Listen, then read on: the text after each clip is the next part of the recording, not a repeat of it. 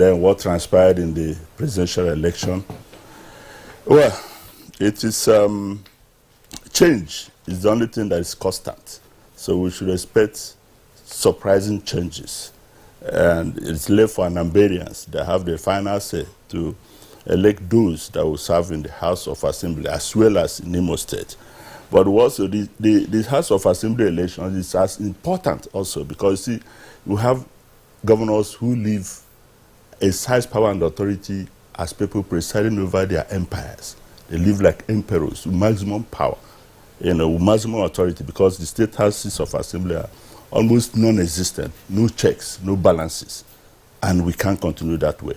So, well, that is the case. In the case of Abuja, my state, it's a misgrade.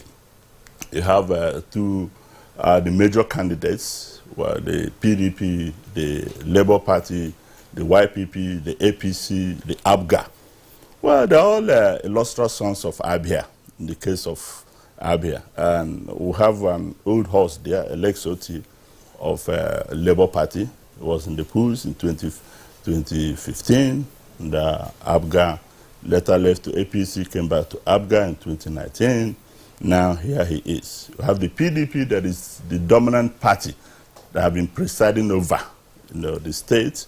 And they have a person of Okoya Hiwe too. And is somebody who is also popular in the state. And the YPP, a younger person, dynamic.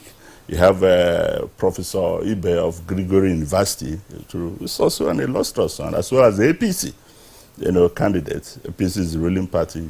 And so it's going to be a misgrid. That is the local politics, the dynamics of it's our turn, it's not our turn, and so on and so forth. In Enugu State, you saw what happened during the presidential election.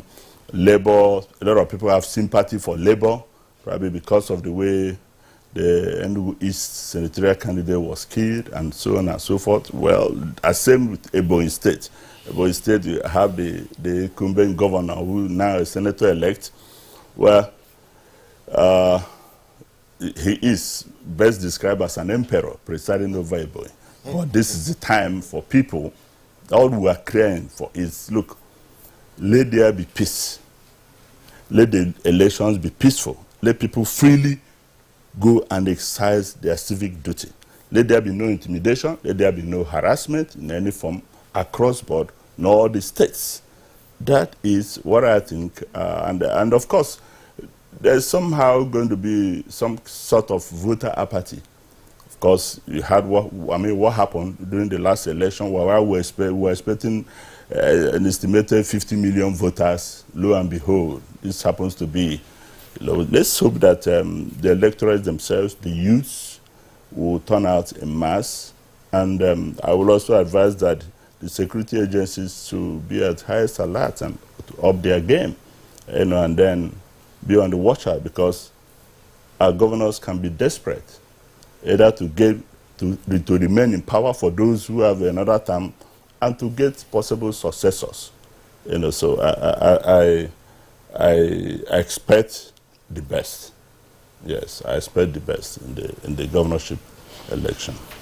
All right, Chris Agiri, thank you very much for your comments. Let's go over to our Benin Network Center, where we earlier introduced Mr. Tony Abolo. Mr. Tony Abolo, let's have your opening salvo, as it were, on the battleground issues around Saturday's governorship and state houses of assembly elections. You are with us in Benin, and the Old Midwest or Old Bendel, it's also very interesting. No governorship election in Edo, but House of Assembly elections, we understand, pretty tough. In Delta, it is both governorship and state House of Assembly elections. Again, we understand, very tough. What's your reading of the situation there and elsewhere?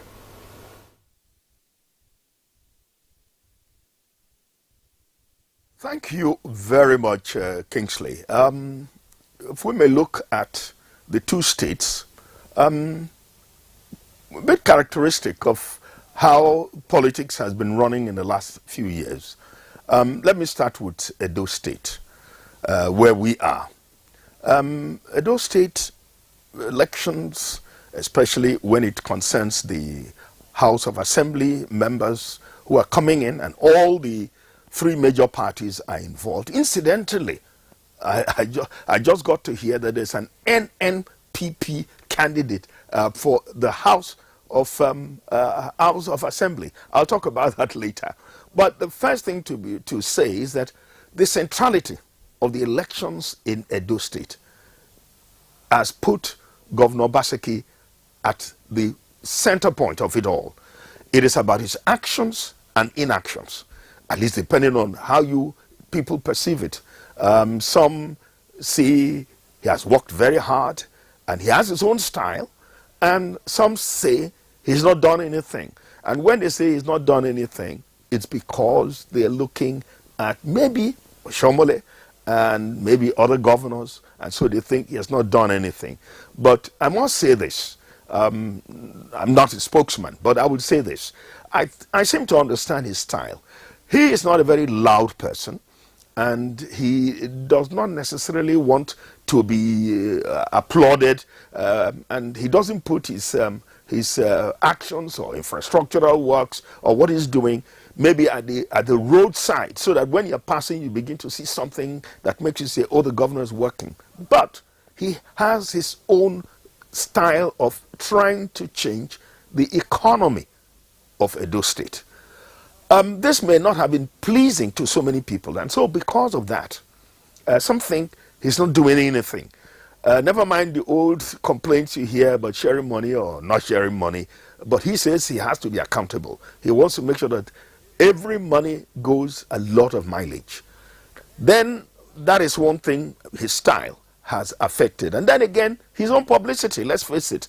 His publicity has rather been centered on maybe social media. And then I say to myself, I mean, why do you want somebody to hear in New York about what you're doing in Edo State? Why don't we hear it in Edo State? Hear and see. So because there's not so much loud noise about him, by and large, people will get to tell you he's not doing anything. Then comes the real trouble. Now, the real trouble is about the house that was not said to be properly inaugurated. It had few members, 8 or 9 to 12 members, and people say, well, that is not how the house should constitute. The 18 members ought to be there, because that will hold the government accountable, and people will speak for the people, that is those in the house. But that is not been happening. So because of that, people think that this election is about how do we get all the parties, at least let it be a mix, in such that you have PDP, you have APC and Labour, and then NNPP, like I just said to you. So that is the context in which the elections are being held in Edo State. Then let's go over to the Delta. That's a different ball game. By and large, a lot of people are saying the governor seemed to have over-concentrated whatever he had to do in his Owa Lero area, which is somewhere in the Ika area. And so people are a little angry, and that's why in terms of Labour votes, Delta North was more for Labour. And of course, in character with the Delta South, they also voted more of Labour. So you now have in the middle, which is Delta Central, it's more of Urobo. And actually the two contestants, Oborewori and Oviam Omagege, are Urobos. So it's going to be an argument between, if you like, where do the Urobos go? Do they go right or do they go left? But I've also heard complaints that people think that a lot of to be having a technical issue with our Benin network studio there, but I'm sure we'll get back to Tony Abolo to conclude on his thoughts as regards that question much later. Let's quickly come back to our guest right here in the studio, Jide Ojo. You know, I remember that during the presidential election, you know, before the results were announced and after the results were announced, you actually, you know, made some comments about how people voted, you know, people didn't really look at parties. They looked at individuals and, you know, went in that direction. Yeah, I know that you would like Jide to respond to that, but our engineers are just indicating to us that Tony Abolo is back. So okay, we'll probably give him the opportunity to conclude his thoughts in the opening segment of his intervention.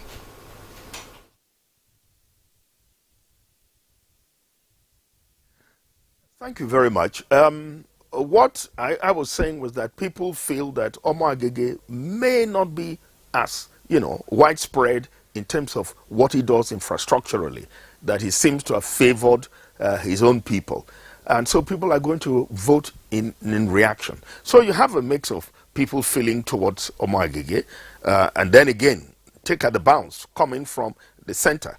If APC has won at the center, people may feel, well, why don't we integrate into the national politics as opposed to being opposed? So the tendencies are spread and not very definitive. And so you cannot tell yourself as at this point what is likely to happen.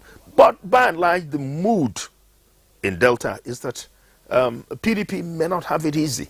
And so we're looking at what will Labour do, making inroad into APC, and that's the outlook of Delta State. Many thanks, Tony Abolo. Apologies for coming back here. I hope you understand there was a technical hitch, and that's why I had to get to Jide Ojo. I have to apologize because Tony Abolo is one of my teachers and one of my fathers, so I don't get questioned when I land in Benin.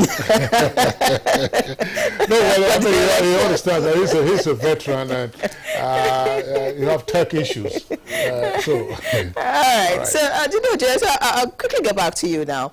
So we talked about during the presidential election. I remember, you made mention of the fact that a lot of people went in the direction of personalities, not necessarily the parties, and now we're seeing that a lot of governors who told residents, or if you like, voters, to go to a different party when it was presidential election. Now they are begging that, oh no, please, this time around it has to be my party.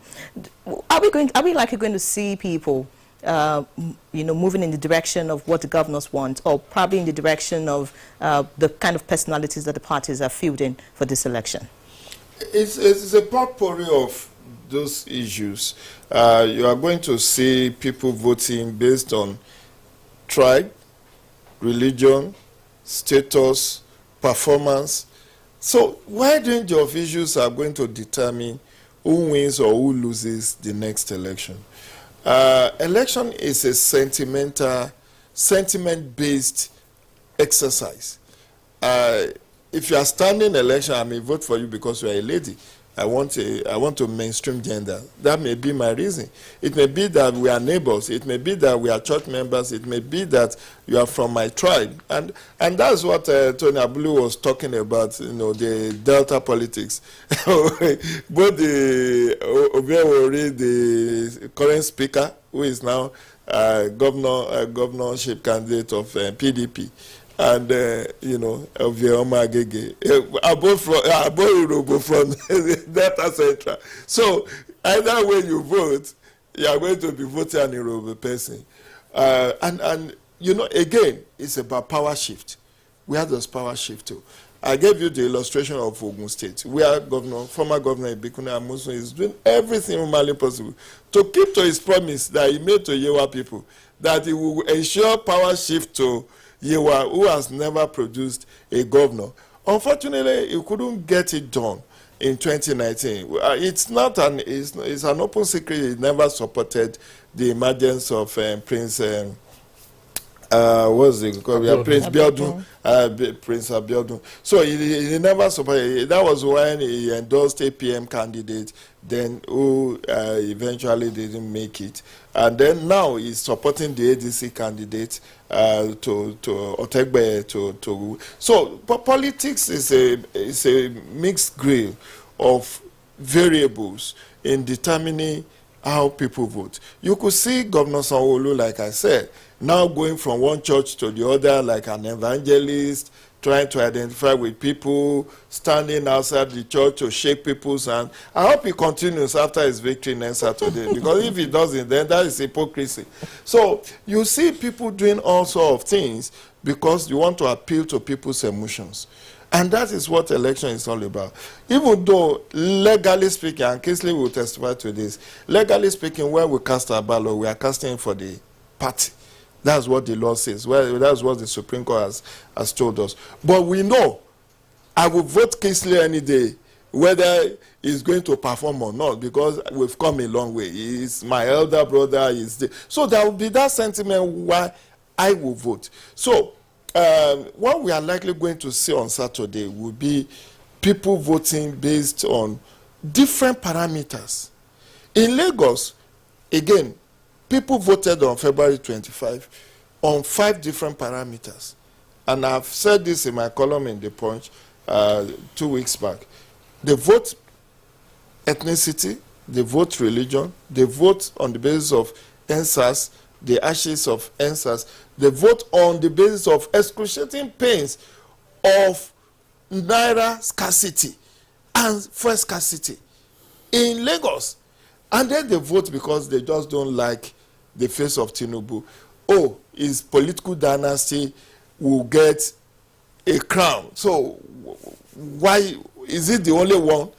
You know, this Tinubu dynasty, that's why you don't see Afenifere Paradebanjo saying that they are not supporting former President Obasanjo came out and said, I'm not endorsing you. So these are the 5 reasons, but those 5 reasons will not rub off this time. Because now they cannot say Muslim. So now Sanwo-Olu is a Christian, Amzat is deputy, is a Muslim. So you cannot play the religious card now. Then you could see that Gbadebo Rosvivo is appealing more to the Igbo, elite Igbo people in Lagos because his mother is Igbo, his wife is Igbo. So they are using the Igbo sentiment, but at the same time, Sanwo-Olu is using Yoruba sentiment. The Oodua People's Congress, all the other socio-cultural groups are also endorsing. So variables that determine electoral success is not just one. There are several. It depends on, which one becomes more pronounced. Because, like I said, if somebody is seeking re-election, you are a known quantity. You already have name recognition. You already have face recognition. People may people may vote you on the basis of performance. But somebody who hasn't tested governance before will find himself difficult to sell. But you could see what again played out in February 25th with 2 movements that spread across the country. One in northern Nigeria, one in southern Nigeria. The obedient movement.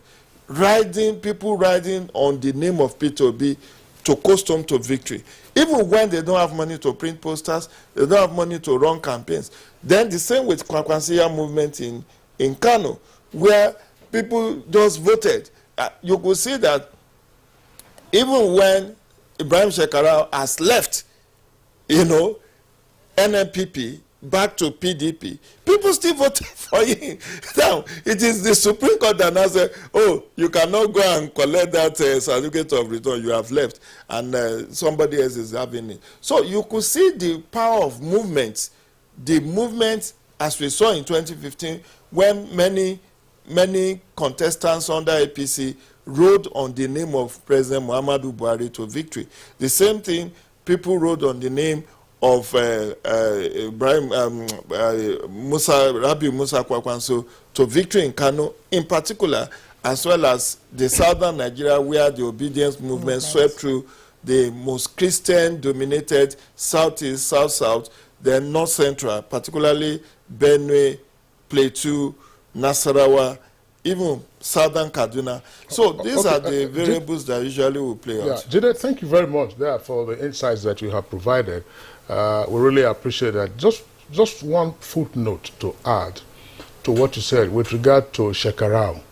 Shekarau was originally the senatorial candidate of the NNPP, and then he withdrew from the party. He left the party to join the PDP and said he was no longer interested. He said he was living on principle. But of course, as you recognized, the voters still went out and voted for NNPP, which then had another candidate. It was INEC, in fact, that went to court because the PDP, the party said they wanted a replacement, and they said no, that the time for it, and then, that the reason they gave wasn't one that would warrant that change. And when the senators-elect were being given their certificates of return, at the International Conference Center. Shekarau was not anywhere near the vicinity. So, I mean, he already recognized, and we did praise him to say that he wasn't power hungry. I mean, he's been a governor, he's been a minister, he's been a senator. So that's the point I thought I would just have as a footnote. Now, we understand that our access to Kano Network Center is available, and our correspondent, Abdullahi Mustafa, is right there. Abdullahi, well, we hope you have the benefit of hearing what the other guests have said, and let's just loop in here from what we were discussing with regard to Kano. What are the optics in Kano ahead of Saturday?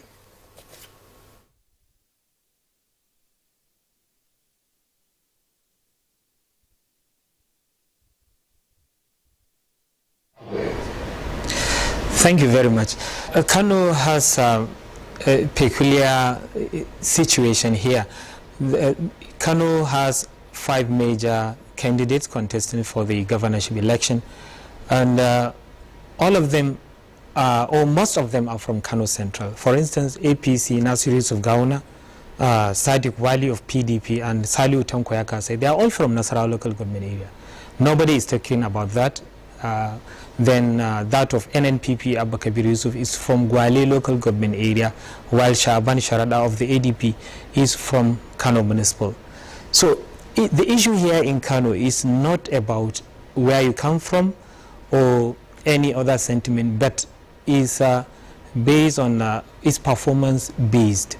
Like there are 5 major contestants, though there are 17 political parties contesting for the governorship elections in Kano, but the 5 are the major ones, and there are 2 major horses, you may wish to say, the NNPP and the APC candidates. That is Nasiru Yusuf Gawuna of the APC, the current deputy governor, and the former commissioner of works during Konkoso administration, Abba Kabir Yusuf.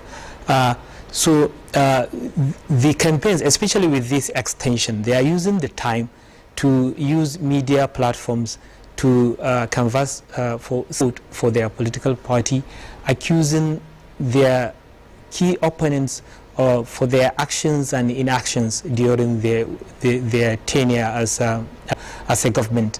Like, for instance, the government, the APC candidates or the party is asking voters not to trust the NNPP because they are coming to destroy their legacies. But the NNPP also are saying that it is the APC that is that has started that. It destroyed the legacies of the Konkoso administration when it came in 2019, and that there are other issues like the grievances of some like pensioners and the likes of that, and also the state policy on like land and development control in the state, which the NNPP is against. But there are other parties, like unlike what the guest in the studio said, the 3 NNPP, APC and PDP. But actually in Kano, what you have is APC, NNPP, ADP, PDP, then PRP. Why? Because these 2 major ones are more popular because the APC is the APC candidate is the deputy governor. He was a local government chairman. He worked with Shekarau. He was a commissioner of agriculture during Konkoso, and until a few weeks to the primaries, that he also resigned his appointment as commissioner under Ganduja, and he's also deputy governor. While Abba Kabir Yusuf was personal assistant to Konkoso since his first tenure in 1999 to 2003. And also as defense minister. He was also the commissioner of works. He superintended the execution of all the mega projects, especially the major flyovers, the longest dry bridge in Nigeria, constructed by Konkoso. So he was popular that he was being described as workaholic, while Gawuna was described as an easygoing politician that is free to with all interest. Thirdly, Shaban Sharada is the youngest contestant. He contested with Nasiru Yusuf Gawuna at the primaries. So Action Democratic Party gave him the ticket. He defected to that party, and he came to political limelight just in 2015 because he was personal assistant to President Muhammadu Buhari on electronic media. So he used that opportunity to create jobs and to attract development projects to his community, and in 2015 he was elected member House of Representatives. So, and he's been considered by his constituents as the best performing legislator since 2019. So he's popular for that those two factors. But for the PDP, that is Sadiq Wali. He's son of former Minister of Foreign Affairs and diplomat Ambassador Abil Wali, a Second Republic politician. So he's known as somebody, a key player in that Wali camp of the PDP. And he was Commissioner of Water Resources under Ganduje. So too Saliu Tonkoyakas, a popular, he's a social media influencer. Everybody that is on Twitter will be seeing Dawisu, and also too on Facebook. So his policies, especially, he has beautiful blueprint, just like Shaban, who rolled out a 17-year development plan. So in Kano, the voting pattern will be based on what you have for us, what you want to do. But for the two key players, it will be between the two key players. That's what many people are saying, because not much is being said about the rest, apart from maybe Shaban, who is has the support of the youth in most parts of the state. Okay, Abdullahi, thank you very much there for the detailed profiles that you've given of the leading candidates in Saturday's governorship election. But tell us something. Always we understand that this is a contest between Kwankwanso and Ganduje. And they are all, of course, interrelated in terms of their previous work experience in government and so on and so forth. Against the performance of Kwankwanso in the presidential election and the factor of incumbency for the ruling APC in the state, what is likely to play out if Shekarau, who's always been known as a tiebreaker, were to stay aloof? Or will it still remain a decisive factor in what happens in the governorship elections on Saturday?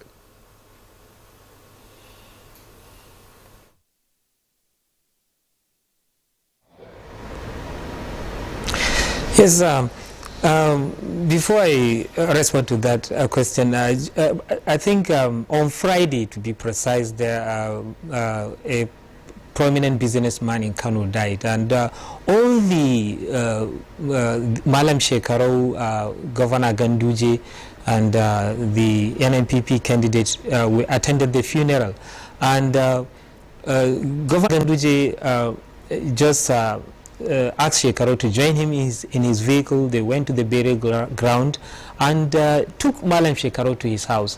So that elicited comments that the two major political parties will use the influence of Shekarau as somebody who is being considered as a man of integrity and who performed very well for the infrastructure and social development of the people of Kano. So for now, the two parties are trying to attract to pull Shekarau to a camp so that he can be a deciding factor to their victory. And as you stated earlier, Kwankwaso and Ganduje contested together in 1999 for the PDP ticket, and Kwankwaso won and eventually picked Ganduje as his deputy. So they were together as governor and deputy between 1999 and 2003. And when Kwankwaso lost to Shekarau in 2003, he picked Ganduje as his special advisor on political affairs. That is when he was Minister of Defense. And after that, Konkoso left the federal government, and eventually, as they said, he facilitated the appointment of Dr. Ganduje as Executive Secretary of the Electoral Commission. And it was when he was there, he picked Ganduje again, Konkoso, when he was contesting for his second term in 2011. And they won again in 2011. Konkoso was governor, and Ganduje was deputy between 2011 and 2019, when Ganduje in 2014 they left PDP for the APC, and they all contested. Konkoso contested for Kano Central and Ganduje as governor, and he won. Then the issue of leadership, who is the party leader in the state, came about. Konkoso feels that being the leader of Konkosia and responsible for the victory and successes of the party and even Ganduje, so he should remain as leader. But those close to Ganduje were saying that according to APC, the sitting governor should be the leader. Whoever is a member of the party in that state, the governor should be considered as such. So that's where the clash of interest started, and what happened is known to everybody. So since then, these two camps became we can call them the staunch political enemies of between the two. So that's why the race is between the Ganduje camp in APC and Konkoso in NNPP. And you know why Konkoso was voted massively in Kano? He's most people, especially the youth, know him. He's a youth-oriented leader. When during campaigns, he always asks, "Where are the youth?" And they will respond. So that's is responsible. And that Konkosia movement, they used to claim this is a movement for the emancipation of the masses, like they are taking over from where late Malam Aminu Kano stopped. So that's why. Many thanks for that, very good description as regards what's happening as regards the political actors and the political parties in Kano State. But we're due for a break. Before we go on that break, could you quickly, just tell us in few seconds, what's the pulse of the people of Kano like at the moment? Considering the fact that, where they moved to during the presidential election, talking about the NNPP, didn't really do quite well, coming forth and all that. So do you think that, the voters are enthusiastic and we're likely going to see a better turnout in the governorship and the State House of Assembly election come Saturday?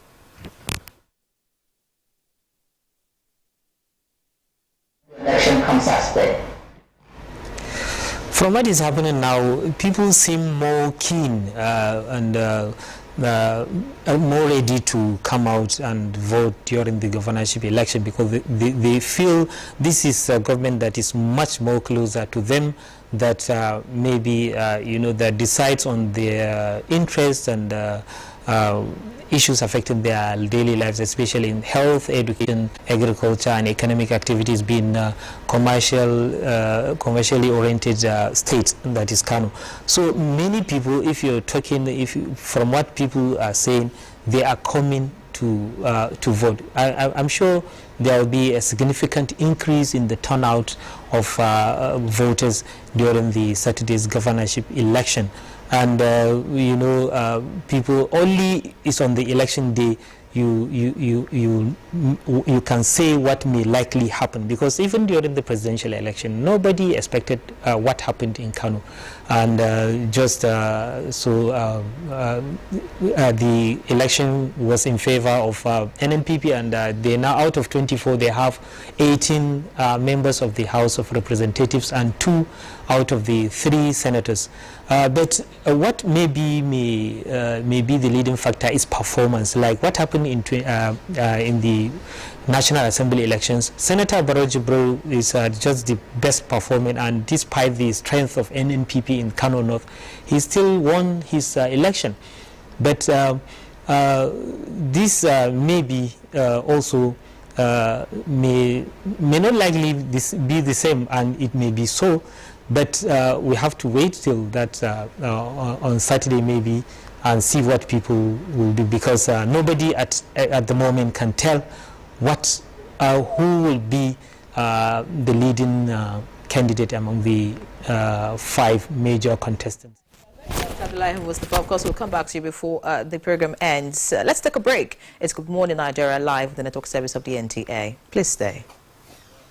Nigerians, elections are here again. Let us shun violence. Let us play the game according to the rules. Do not be a thug. Say no to violence. Let's rise and defeat violence, crime, and sabotage against the peace of our nation. Nigeria is the only country we have. We must do everything to keep it united. We must avoid any act that promotes hate and disintegration. Say no to separatist movement, terrorism, fake news, hate speech, religious bigotry, and any act that tends to divide us as a nation. Watch out for strange gatherings and suspicious movements. Restrict access to sensitive documents and data, the disclosure of which may damage national security. Educate your staff and family, particularly on measures to safeguard information and report security breaches. Apply relevant legal security guidelines to protect yourself and your neighbors. Due to misinformation and wrong choices, some idle persons resort to vices in their greed to get rich quick. They resort to kidnapping, killings for rituals, and other heinous crimes. Avoid wrong use of the social media. Before you broadcast that false message, think twice. Ask whether it will promote peace or violence. For safety at home, still be security conscious. Educate your household on safety tips. Report all suspicious movements and persons to the security agencies nearest to you. Be a good citizen. Be patriotic. To pass security information, please call 0813-222-2105, 0915-339-1309, 0908-837-3514, or send a mail to dsspr@dss.gov.ng. This message is from the Department of State Services, DSS. The Council of Our Fathers. My advice to these young people is please do not take us back to those harrowing days. You probably do not know what it is. Nigerian youths, let's build our nation together. Okay, I learned about the Jeep loan through Mrs. Umar, who is the desk officer in Calabar South of the National Orientation Agency. And I registered through her. Thereafter, I was shortlisted. At first, when I heard about the program, I didn't believe it. I was thinking it was a scam because I've been hearing a thing of this and I've been so rampant everywhere. But I was optimistic that it will come to reality. Before now, I was unable to own a stand. Before now, I was able to get few important ones, and that's been helping me to work, and at the same time make me own a stand where accessories are being sold. So I thank the federal government for the program.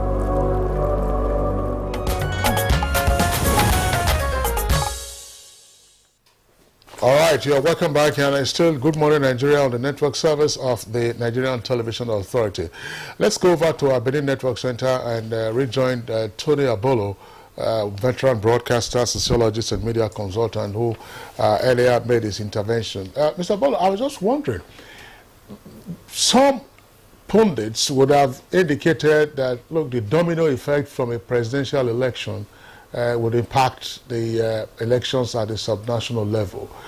But we know that the presidential election itself was a tight race, and suddenly some of the factors that played out on that occasion are also at play, in addition, of course, to the local peculiarities that you had earlier indicated. What is the general outlook in your perspective in some of the locations that we have tagged battleground states, including Edo and Delta, which we've already talked about?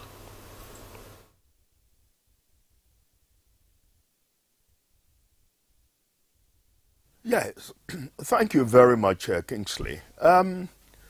Let's look at Edo State. That domino effect, which you were talking about, I'm not too sure that that theory will work, say, in Edo State. Because, like they always say, that all politics is local, and nothing is as local as this Saturday elections. For one thing, the split in PDP has totally changed the texture of political arrangements in Edo State. Let's take Edo North, where Shomole has become the senator-elect because of the kind of things he did while he was the governor. He did a lot for his people, I must confess. And because of that, he's particularly loved, adored, and people think as a reward, he should become the Senate-elect. And he has been very vigorous in campaigning. So it's like they might reward a lot of people in APC in Edo North. Edo Central is in revolt. Again, part of the split in PDP has affected the calculations in Edo Central. That's Tony Aneni's forte, and people thought that it would be a PDP area. But what has happened is that it seems as if the governor's side was siding the people. They had used the word no third term. And if that is the case, people said, no, we'll move elsewhere. So the people own the process. And because of that, they voted APC. And that is likely to happen again in this Saturday election, except in Esan Central, Esan Western, Igweben constituency, where you have the Speaker of Edo State House of Assembly and Labour even contesting. That's a toss-up area, I must confess, and it can go anywhere. And given the mood I find on the ground, I don't know whether the Speaker might sail this time because of the anti-PDP mood in Edo. And now you come to Edo South. In Edo South, by and large, well, remember that Obi came last week to drum up the base and push further the possibilities of having Labour hold ground in Edo South. And Edo South seemed to be rooting for Labour. And again, Labour is being courted both by APC and PDP. But if at all, but I have my doubts, and they've already said that they're not aligning with anybody, they might go on their own. And if they go on their own, perhaps they may be able to win something out of Edo South. But whether the momentum that we had leading to the presidential election might sustain, I am not quite seeing that. I've talked to a few people. Then Labour says, well, they're making some move here and there, they're campaigning. But then the governor has been moving up and down. Well, the report you tend to hear is he's begging and he's pleading. Please understand that, well, I'm not on the ballot. It's your person that is on the ballot, your local representative.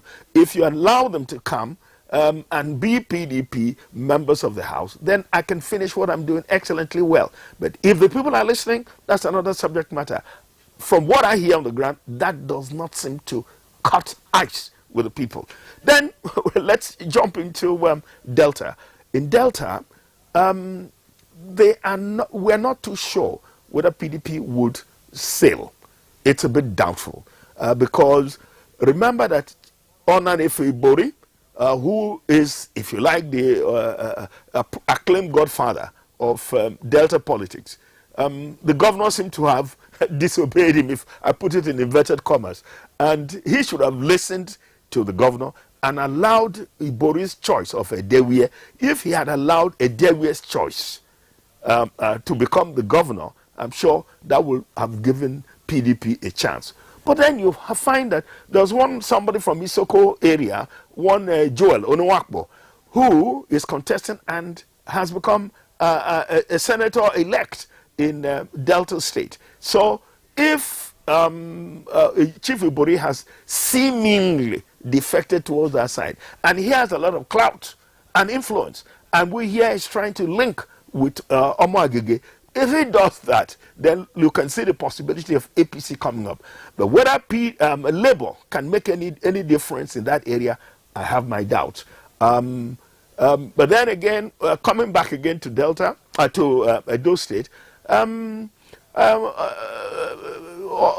Oshomole came shaking even Edo South, and even said as much as he wants other people to come in, especially APC, so that he can at least impeach the governor. And that kind of a statement seemed to have irritated the Beninese. The Beninese are in anger. Why should somebody come from Etsakolan to come here and dictate to them? So, because of that, that means APC's chances seem remote. So, you can look back in Edo and say that it's likely to be Labour, at least in the Edo South, APC, Edo Central, and then APC can take the North. So that is the kind of divisions we have all over the whole place. Going forward, that some of you in the studio there in Abuja looked at enthusiasm. There's going to be more enthusiasm because there's a gubernatorial contest in Delta. We don't have that. And it is here we are only having House of Assembly in Edo State. So while there could be a big contest and a lot of campaign and drive and effort, the governors have been offering, call it juices, hoping that they can entice people. Ages of civil servants, I think, was either extended in Delta. Then they gave them some monies, I heard, which I thought was a bit no, well, for all it is worth, 10,000 or so to every civil servant. I guess to, okay, defray whatever expenses, I don't know what that could be. But if that happens, well, will that swing them? I doubt. Here, there have been a lot of things about pensions. Despite the accusation they're making of the governor, some pensions have been paid. And I think as far back as 2012 or 2014, some pensions are being paid by the current governor because he's been a bit prudent in managing his funds, pay civil servants as and when due, which is a credit to him. So whether or not the appeal they've made to civil servants in Edo State might produce the kind of result that will swing the votes towards PDP, I don't know, because you ask yourself, how many civil servants are there and how many are those in the electorate? So let's see what the bounce may be at this weekend. Sonia Bolo, very interesting analysis you've given us there, and that leads me to my next question, and I'd like Chris Agiri to respond. You heard Tony Bolo talk about some of the incentives that some of these governors have placed on the table just so that they can get their parties to win on Saturday.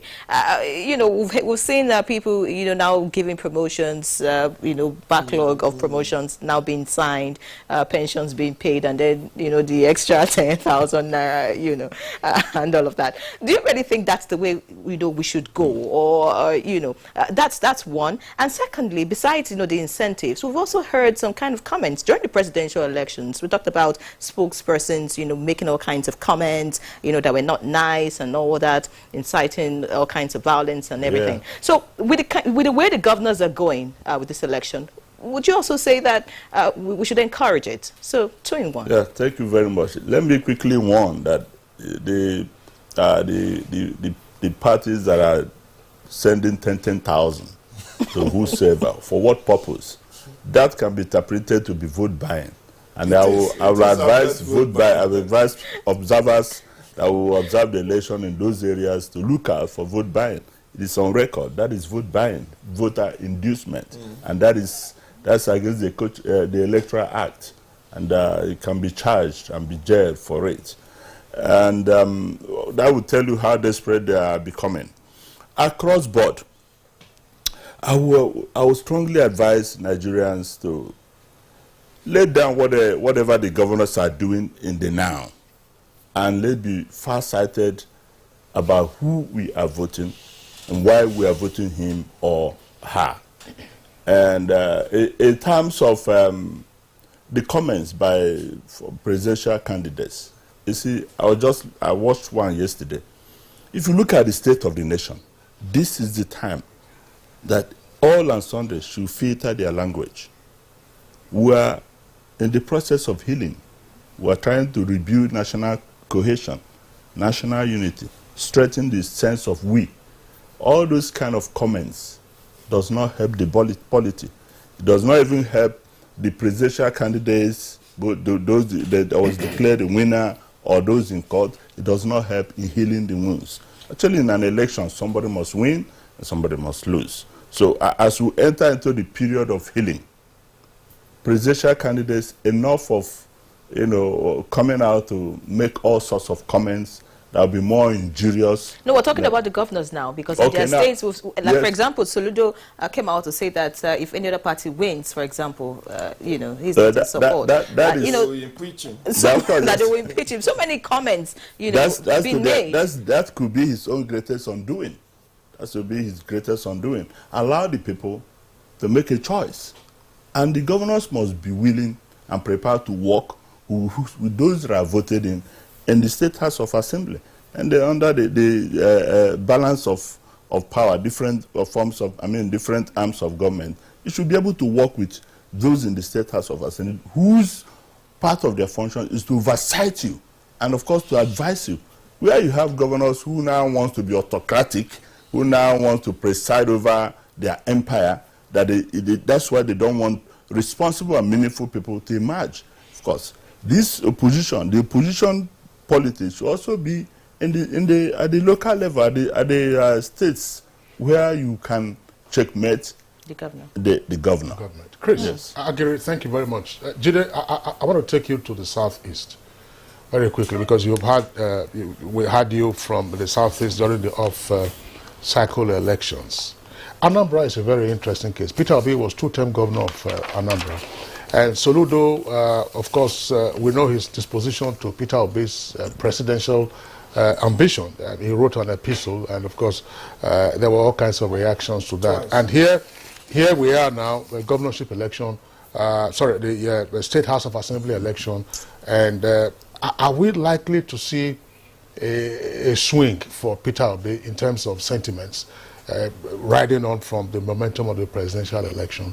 Or are we likely to see further entrenchment of APGA? Because at some point, we have always had APGA still standing somewhere in the southeast, and then the obedient movement came. Is that obedient movement likely to now overwhelm the APGA movement?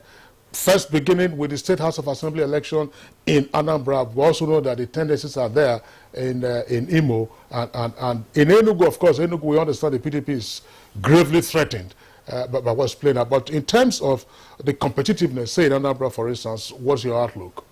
Well, Anambra presents an interesting scenario, and I think we should be mindful of the fact that Anambra has always been very chameleonic in terms of election and electoral outcomes. Yeah. When Peter Obi was governor, for the 8 years he was governor, it was more like a lone ranger. That's right. The state was controlled by PDP. Mm-hmm. He was APGA governor, but the entire state assembly was, and that was why it was easy to impeach him. So, if Labour takes over now, it's not news. But the point is, whether we like it or not, Soludo's prediction has come to pass. Now you see Ohanis Ndigbo trying to say what will be for the Igbos in this APC federal government. Number 3 position, number 4 position. And that's what I read Soludo's treatise, in November, and that was his second. And he was very much on point that there are 2 pathways to the national election or to the presidency. And for him, it's APC and PDP that have a brighter chance. And that has come. So what I think will play out on Saturday will be performance of Soludo as governor under APGA. And of course, the sentiment that, okay, Obi, yes, he tried. We gave him 95% of our votes, but he's not a president-elect, and we have to wait 4 years. So, should we still be in opposition in the state, or should we not go with the governor? So, that sentiment may also be there, that the obedient movement may not be as strong in the March 11 election as it was when they thought they had a pathway to the president. If Peter Obi had been president-elect today, the conversation will have changed in many ways. And you could see somebody like Frankie Weke Jr., who is the ABGA candidate in Enugu, is showing very good sign that he could actually nick it in Enugu. And of course, you saw Eyinaya Baribe, who left PDP and became senator-elect under ABGA. So the ABGA sentiment is still very strong, but I think it's going to be the Anambra State House of Assembly will be divided between ABGA and ABGA, and PDP and Labour, because you can still know discontinuous PDP sure. altogether. They have a number of godfathers in Anambra. And you could see also Ifeanyi Uba, Capital Oil, also reenacting his magic under YPP. He still retained his seat under YPP, despite the fact that the state is known to have very huge sentiment for ABGA. So Anambra is a state to watch. But I think Soludo has nothing to, although he's raising the sentiment that if Labour takes over, it could be impeached. But that's if he commits impeachable offense. Right. Like my brother said, it's performance. If you perform well, negotiate. We don't want a one state that you can get loan, 50 billion loan. You send in requests in the morning, by evening they've endorsed because it's a one-party state. So it's good to have a plurality in the state assembly so that people can ask questions and oversight you in such a way that good governance becomes the main interest and achievement. All right, many thanks, Jide Ojo. But just to quickly let you know before we go offset that you're on my blacklist, because when I asked my previous question, in one breath, you said you were going to vote for me because I'm a woman. In that same breath, you said you would vote for Kingsley because he's your elder brother. I just thought you should note that. We are not from the same constituency. We are not from the same constituency. Thank you. We are not. Both of you are not from the same constituency. I have plans on my own vote. I'm a feminist. All right, so that will be it on Good Morning Nigeria today. Many thanks to our guests. I'd like to, appreciate our guests from our Benin studio, Tony Abolo, one of my very great teachers, and of course my father, a veteran broadcaster, sociologist, and a media consultant. Very nice to have you on the program, and of course we do hope that we'll have you some other time. Thank you. Right here in the studio, we had Jide Ojo, Public Affairs Analyst. Many thanks for joining us. My pleasure. Chris Aguri, the DG Flag Foundation of Nigerian Election Monitor. Many thanks for sharing your thoughts with us. And of course, Abdullahi Mustafa in our Kano Network studio. Many thanks for being with us. And that's Good Morning Nigeria for today. As always, we are appreciative of your being with us. Tomorrow is yet another day, same time, 7 o'clock in the morning. Look after yourselves. I'm Kingsley Osadolo. And I'm Ian Ray John. Enjoy the rest of your day.